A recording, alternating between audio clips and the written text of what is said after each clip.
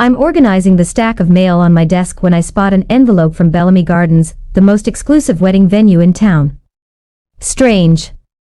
I don't remember receiving anything from them before. I slide my finger under the flap and pull out a neatly folded contract, the elegant letterhead catching the morning light streaming through my apartment window.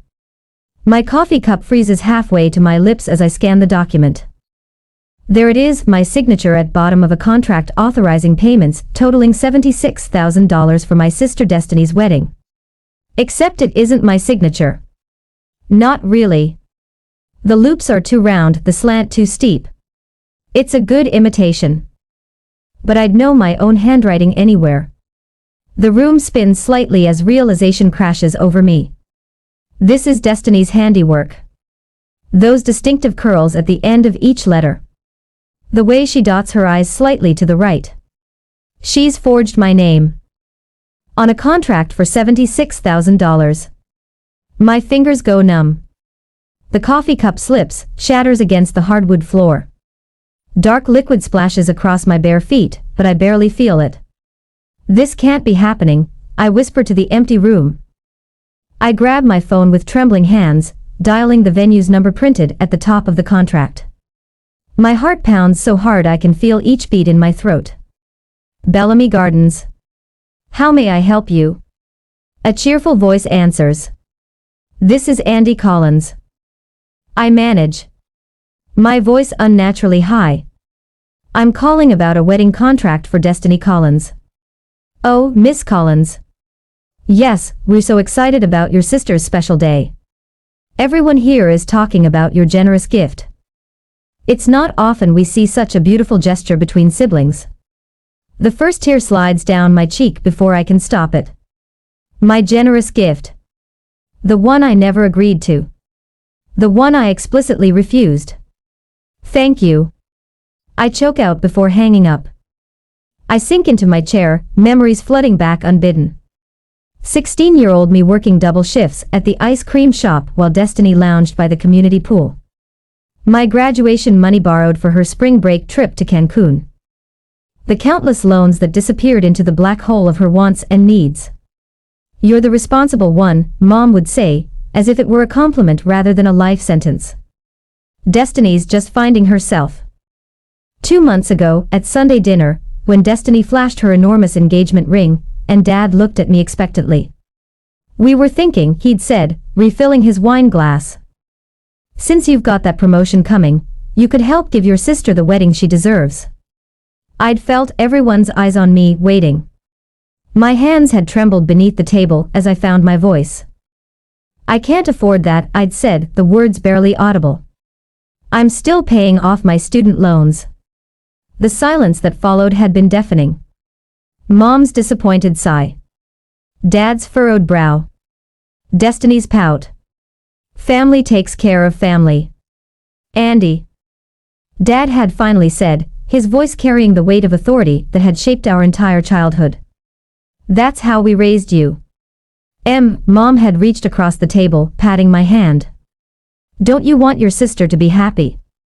After everything you've accomplished, surely you can manage this one thing.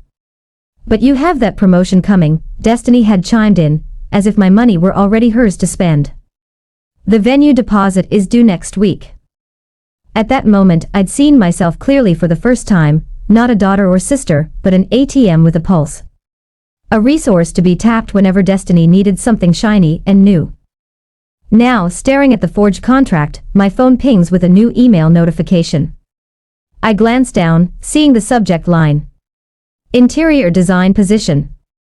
Charleston office interested in your portfolio. Eleanor from work had mentioned this opportunity last week. 3 states away. A fresh start. I pick up the contract again, running my finger over the forgery. All those years of sacrificing, of putting my needs last, of being the responsible one, and this is how they repay me, with theft. With fraud. This ends now, I whisper. And something shifts inside me. Something that feels dangerously close to strength. Sleep refuses to come that same night. At 3 in the morning, my laptop screen illuminates my face as I search through years of emails. My fingers feel numb, disconnected from my body as I type wedding into the search bar. The results populate my screen. They're buried among wedding spam and Pinterest notifications. I find it an email thread between Mom, Dad, and Destiny from 2 months ago. The subject line reads, Andy's contribution. My stomach knots as I click. She'll give in eventually. Mom wrote. She always does. Remember how she insisted she wouldn't pay for Destiny's car repairs last year? Within a week, she wrote the check. Destiny's reply appears below. If not, we'll figure something out. She's got the credit for it. A wave of nausea washes over me. They weren't just asking for my help, they were planning to take it regardless of my answer. They've been manipulating me for years. I whisper to my empty apartment. I open a new spreadsheet and title it, Family Loans. With methodical precision, I scroll through bank statements, credit card bills, and old emails. Each entry represents a promise broken. A debt unpaid. The summer I worked double shifts to lend Destiny money for her trip to Cancun. The graduation gift from Grandma that disappeared into Mom's temporary need. Dad's business venture that required just a small investment. By sunrise, the spreadsheet contains dozens of entries spanning nearly a decade. The total at the bottom glares back at me. $42,387. And now, a $76,000 wedding venue on top of it all. I rub my eyes, burning from exhaustion and tears I refuse to shed. The Christmas memory surfaces unbidden Destiny's pleading voice, as she borrowed my credit card for, just one small gift for Mom. The January statement showed $3. 0-inch charges from designer boutiques. My phone buzzes at 9 that morning. A text from Destiny. Just saw the bridal suite at Bellamy. It's amazing. I'm thinking we should upgrade the flower package too. Only an extra $1 for Kelvin. Thoughts. Attached is a photo of her posing in a plush room, champagne glass raised. Her fiancé nowhere in sight. I don't respond. 20 minutes later, Mom calls. Andy, honey, did you see Destiny's message about the flowers? The venue needs to know by tomorrow. I'm not paying for flowers, Mom. My voice sounds stronger than I feel. A heavy sigh travels through the phone. This attitude isn't like you, Andy. What will people think if Destiny's wedding looks? Act cheap. The Henderson family has already commented on how generous you're being. Everyone's talking about it. I never agreed to pay for anything. Family supports family. That's how we raised you. Her voice drops. An expertly crafted mixture of disappointment and shame. I just hope you're not becoming one of those selfish career women who forget where they came from.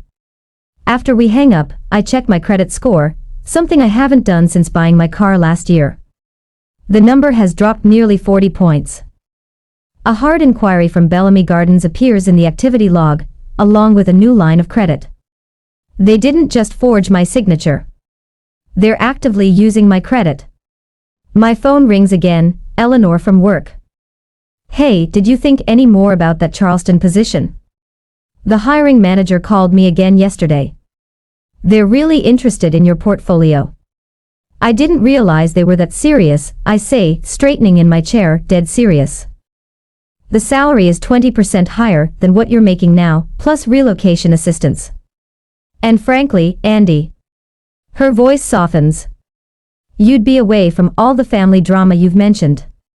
For the first time in days, something like hope flutters in my chest. After we hang up, I call James, the only friend who knows the full extent of my family's financial expectations. They forged my signature, James, for $76,000. Silence hangs between us, then. That's not normal, Andy. That's exploitation. That's a crime. His words land like permission validation I didn't know I needed. What if I just left? The question emerges before I fully form the thought. Honestly, it might be your only option. They'll drain you dry otherwise. Later, I sit at my kitchen table, updating my resume while Mom sends increasingly frequent texts about wedding details. My hands shake as I type, but not from fear. From something that feels dangerously close to possibility. The interview is scheduled for Monday next week during my lunch break. While my family thinks I'm reviewing fabric swatches, I'll be interviewing for a job 3 states away. Thank you for the recommendation. I tell Eleanor when I see her in the break room the next morning. You've earned it. She squeezes my shoulder. Your designs are exceptional. Charleston would be lucky to have you. For the first time in weeks, I smile. Really smile. I picture a life where my paycheck belongs to me, where no one has access to my credit cards, where family gatherings don't end with my bank account lighter. My phone buzzes with a text from Mom. Destiny added monogrammed napkins to the reception. Only $3 per guest. We're at $300 now. Will you call the venue to approve? I silence the phone and slide it into my desk drawer. Then I open my calendar and block Thursday lunch for important personal business. 3 states might not be far enough, but it's a start.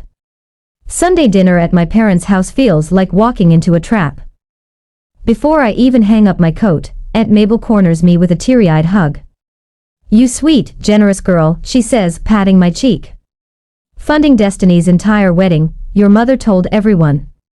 My stomach twists. I think there's been a misunderstanding. Andy, Mom swoops in, linking her arm through mine. The Hendersons were just asking about the venue. Come tell them how you insisted on Bellamy Gardens. The living room buzzes with relatives and family friends, all smiling at me with approval I haven't earned and don't want. Dad stands by the fireplace, holding court. My daughter Andy wouldn't hear of anything less than the best, he boasts to his golf buddies. She said Destiny deserves a perfect day. Words I never said, a generosity I never offered. Destiny flutters between groups, the center of attention in a pale pink dress. She catches my eye across the room and bounces over, something large cradled in her arms. Look what arrived today. She thrusts an elaborate floral arrangement at me. Crystal teardrops hang from silver-dusted roses. Sample centerpieces, only 12 per table, and we need 30 tables minimum. I told them you said the sky's the limit. 30 tables. My voice comes out strangled. How many people are you inviting? Mom appears with her leather-bound planner. We're at 300 now. That feels right for our family, don't you think? 300 guests at a venue I never agreed to pay for. My head pounds. The final guest count is due next week, Destiny continues, oblivious to my expression. Oh, and the planner needs your credit card for the deposit on the ice sculpture. The room spins slightly. I mumble something about needing air and escape to the back porch. Monday lunch break, I sit in my car during lunch, heart hammering as my laptop screen fills with the face of Gregory Winters, creative director at Charleston Home and Design. Your portfolio shows remarkable restraint, he says, studying something off screen. Most designers your age overdo it, but your spaces breathe. Thank you. I believe in creating rooms people actually want to live in. My voice comes out steadier than I expect. What salary range are you looking for? 3 months ago, this question would have made me stammer apologies for wanting to be paid. Today, something shifts. Based on my experience in the Charleston market, I'm looking for $82,000 annually, plus standard benefits. The words emerge clear and confident. Gregory raises his eyebrows, impressed rather than offended. That's precisely our range for this position. When he makes a joke about Southern hospitality being more than just a saying in Charleston, I laugh a real laugh that startles me with its authenticity. We'll be in touch very soon, he promises as we wrap up. I sit in my silent car afterward, realizing my hands haven't trembled once. During that week, I gather my documents for the confrontation, and that's how the week passes. Saturday brunch arrives with an unwelcome surprise. I'm buttering toast when the doorbell rings. Who could that be? Mom asks with a performance of confusion. The answer comes in the form of Marissa Williams, wedding planner extraordinaire, who breezes into the dining room with 3 bulging portfolios. Andy, finally we meet. She extends a manicured hand. Your sister speaks so highly of you. Now I brought the updated invoices for your approval. My approval? I ask, accepting the folder she thrusts at me. I flip through pages of extravagant expenses. Custom champagne flutes, monogrammed napkins, a string quartet, imported orchids. Each bears a notation. A. Collins approval required. These charges seem excessive. I say carefully, watching Destiny from the corner of my eye. What's this $10,000 line item for lighting? Marissa frowns. But your sister said you specifically requested premium theatrical lighting for the dance floor. Destiny's face drains of color. Andy loves dramatic lighting. Right, Andy? Could I see all the contracts, please? My voice remains calm despite the rage building in my chest. Andy's just being thorough. Mom interjects, reaching for the coffee pot. Marissa, have you tried my cinnamon rolls? Let me fix you a plate.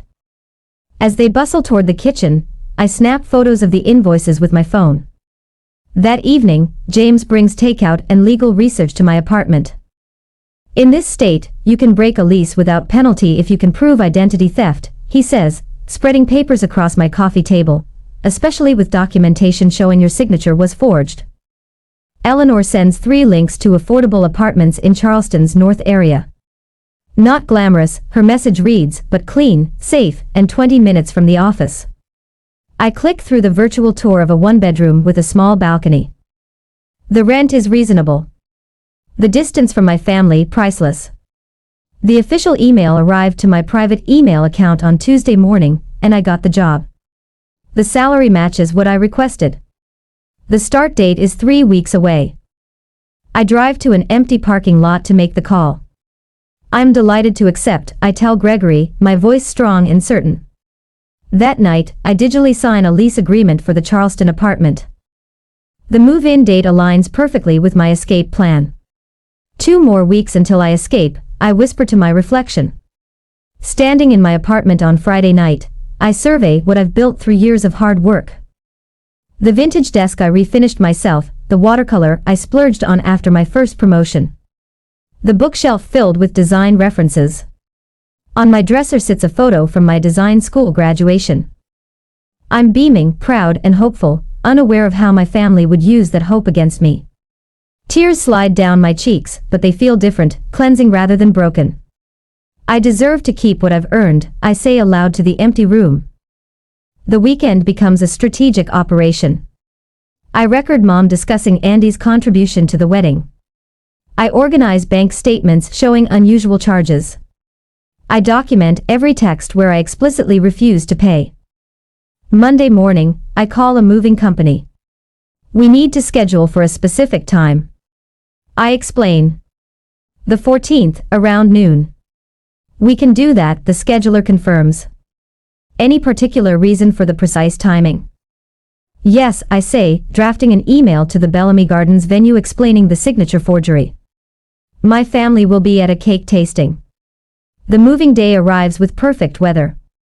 From my window, I watch Mom's SUV pull away with Dad, Destiny, and the wedding planner inside. My phone vibrates continuously with Destiny's messages about fondant options. 10 minutes later, the moving truck rumbles into the parking lot. I take a deep breath, my hand on the doorknob. The movers head up the stairs as my phone lights up again. 7 missed calls from Destiny in the last 3 minutes. The game is beginning. I smile and open the door to my future. We'll start with the labeled boxes. I tell the 2 men in matching blue uniforms. My voice sounds foreign to my ears, steady, authoritative, nothing like the hesitant murmur I've used around my family for 27 years. Inside, I hand the movers a detailed floor plan while dialing my landlord. Mr. Peterson answers on the 2nd ring. I've documented the identity theft situation. I explain, sliding the folder of evidence into my messenger bag. The lease break fee should be waived under tenant protection laws. Wouldn't want this happening to my own daughter, he says after reviewing my documents. I'll have the paperwork ready tomorrow. I hang up, a small victory warming my chest. The movers work with military precision, wrapping my carefully curated furniture pieces while I sit cross-legged on the floor, laptop balanced on my knees. With a few keystrokes, I transfer my accounts to the Charleston branch. Another click cancels my credit cards, requesting new numbers for the replacements. My phone buzzes. Mom's name flashes on the screen, the fifth call in 30 minutes. I silence it, but seconds later, the voicemail notification appears. Andrea Collins. Mom's voice wavers between anger and panic. Where are you? The venue needs decisions on lighting packages by 3. Call me immediately. Jeter? 3 more voicemails follow in quick succession. I play each one, recording them as evidence as the movers empty my bedroom. My phone pings with a text from Destiny. What the hell, Andy? The venue says you haven't confirmed anything. I swear if you ruin this for me, I'll never forgive you. 10 seconds later, answer your damn phone. 20 seconds. After everything we've done for you, this is how you repay us. Each message forms another link in a chain of evidence. I save them all. Dad's voice booms from the next voicemail. Family takes care of family, Andrea. You have responsibilities here. Don't make me come find you. I save this one twice. As I pack other boxes, the buzzing pauses long enough for me to check Facebook. Mom's status update appears at the top of my feed. Heartbroken when children forget where they come from. After everything we sacrifice as parents. Comments flood in beneath it. My college roommate Lisa writes, Andy is the most responsible person I know. There must be some misunderstanding. My cousin Jennifer chimes in. Wait, I thought the wedding was being scaled back. Aunt Carol told me it was costing over $70,000. Destiny's bridesmaid Tara asks, who's paying for all this? I thought Andy was just handling the coordination, not the cost. I smile as the first cracks appear in their carefully constructed narrative. My phone rings again, James, this time. The truck with your bookshelf and desk just left my place, he says. Everything's secure in my spare room until your thanks, James. I don't know what I'd. Stop. You'd do the same for me. He pauses. Eleanor called. Your office is ready whenever you arrive. The weight on my shoulders lightens for the first time in months. Your new landlord emailed. James continues. She's fine with the early move-in, and Sarah from college says her guest room is yours for the transition week. Tears blur my vision as I realize I'm not doing this alone. My laptop pings with an email notification. The wedding venue's logo appears in the subject line. Urgent. Payment deadline notice. I open it, reading the polite but firm reminder that the next installment of $22,000 is due in 3 days or the reservation will be cancelled. My phone buzzes with a text from my mother's friend who works at the catering company. Your mom asked me to extend the deposit deadline again. I can't keep doing this, Andy.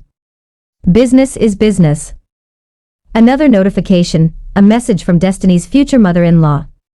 Andy, as parents, we are concerned about the wedding finances.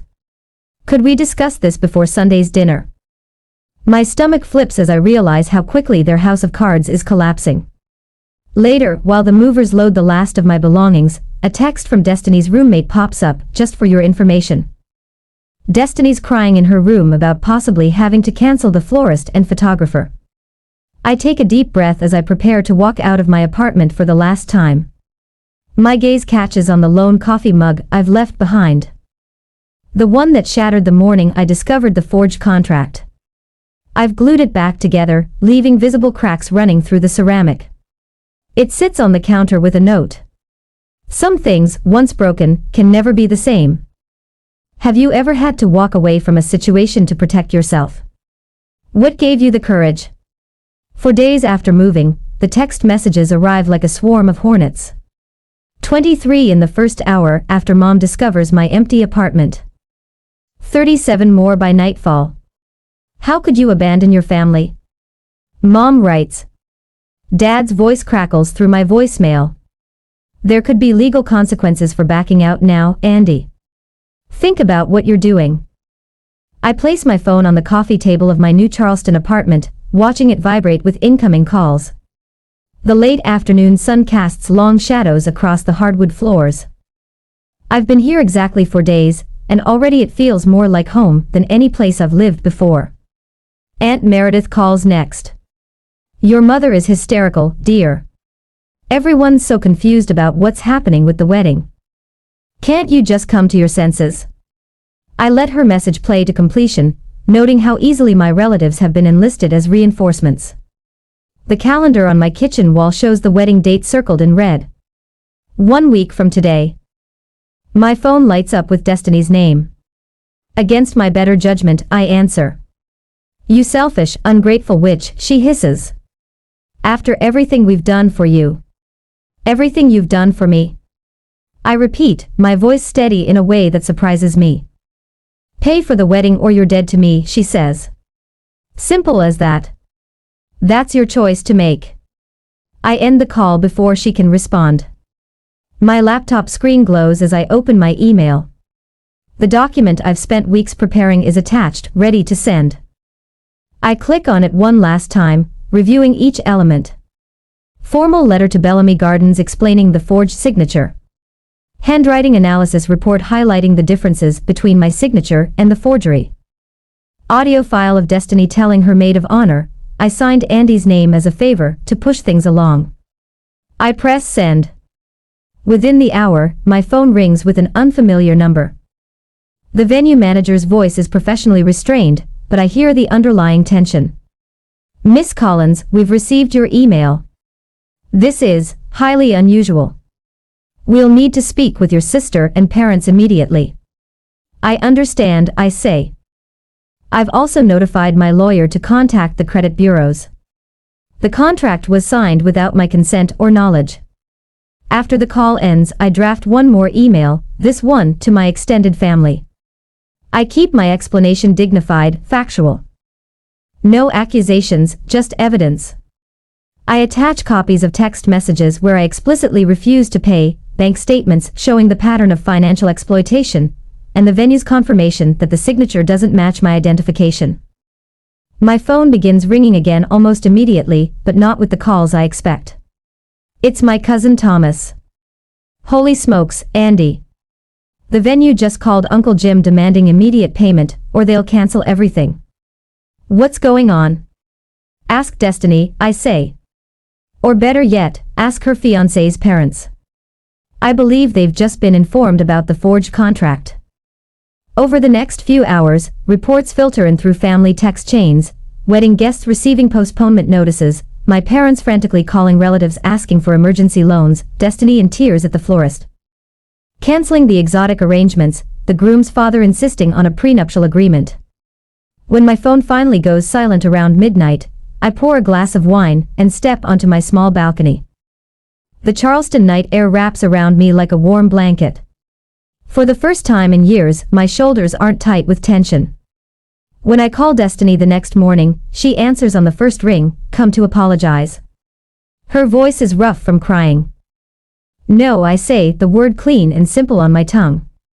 I forgive you, but I won't forget. You've ruined everything. I've started over, I correct her. Charleston is beautiful. My new firm values my work. My apartment gets morning Sunday. We're your family, she whispers. The wedding bill is the consequence of your choices, not mine, I say. Maybe it's time you learned what that feels like. I end the call before she can respond, placing my phone back on the counter. According to James, who still lives in my old city, my parents spent yesterday meeting with loan officers. Destiny has downsized from 8 bridesmaids to 4. The extravagant ice sculpture has been cancelled, along with the fireworks display and the designer gown. My mother's final voicemail arrives that evening as I'm arranging books on my new shelves. Andy, she begins, her voice catching. We never meant for it to go this far. I let the message play to its end, then delete it without replying. Outside my window, the sun sets over Charleston, painting the sky in colors I never saw in my old life. Some bridges burn for a reason. I close my eyes and breathe deeply, feeling the weight of 76,000 expectations finally lifting from my shoulders. 3 months later, the morning light streams through my Charleston apartment windows, catching the spines of my design books as I arranged them on the reclaimed wood shelves. 3 months ago, these same books were packed in hurried desperation. Today, they stand as colorful sentinels of my new life. I smooth my hand over the coffee table I found at a local antique market, feeling the grain of the wood beneath my fingertips. My apartment is modest, but mine truly mine, with no financial ghosts lurking in the corners. My phone buzzes with a project. I adjust my blazer, catch my reflection in the hallway mirror, and notice something different in my posture. My shoulders no longer hunch forward, carrying the invisible weight of family obligation. The southern sunrise bathes my small balcony in gold as I sip my coffee. The lightness I feel isn't just the absence of debt, it's the presence of possibility. 3 months into my new position, Marcus, the senior designer, leans against my desk on Friday afternoon. "Andy, we need these concept boards finalized for Monday's presentation." "I know it's your weekend, but..." He trails off, expectation hanging in the air. "I'm sorry, but I have plans this weekend." I reply, surprised by the steadiness in my voice. "I'd be happy to come in early Monday to help finalize everything." His eyebrows lift slightly. "Really? I figured you'd be all about some brownie points."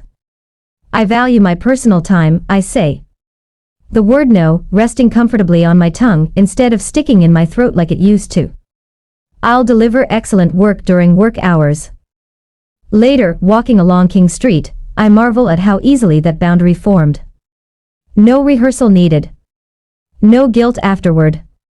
My therapist calls this progress. Dr. Levine's office has become a weekly sanctuary where family patterns are dissected with clinical precision. "The first time you say no is the hardest," she told me during our initial session. Each time after gets a little easier. My journal entries confirm this. The first week in Charleston, woke up panicking about money. Last week, spent the whole day exploring without checking my phone once. The genuine laughter that bubbles up during lunch with my new colleagues startles me. At first it sounds foreign to my own ears after so many months of tension. My housewarming gathering is small but vibrant a week later. Eleanor flew down for the weekend, bringing a potted fiddle leaf fig that now stands proudly by my living room window. James sent a care package with a handwritten note. "Proud of you" doesn't begin to cover it. Eleanor raises her glass to new beginnings and true family, the kind we choose. I blink back tears, realizing family isn't always determined by blood but by who shows up when it matters. When Tara, our junior designer, confides about a client demanding extra revisions without payment, I recognize the familiar pattern. "Your work has value," I tell her, sharing my boundaries without sharing my scars. "And so do you." The satisfaction of helping someone avoid the path I traveled feels like closing a circle.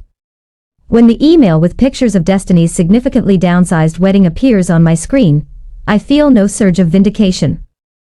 I simply send a congratulations card online and continue with my day. The absence of anger surprises me most, not because I've forgiven, but because I've moved beyond needing to. At sunset, I stand at the Charleston waterfront, the letter from my mother heavy in my hands. The envelope contains the first hints of genuine remorse I've seen in years. I don't rush to respond. The guilt that would have consumed me months ago has been replaced by quiet acceptance.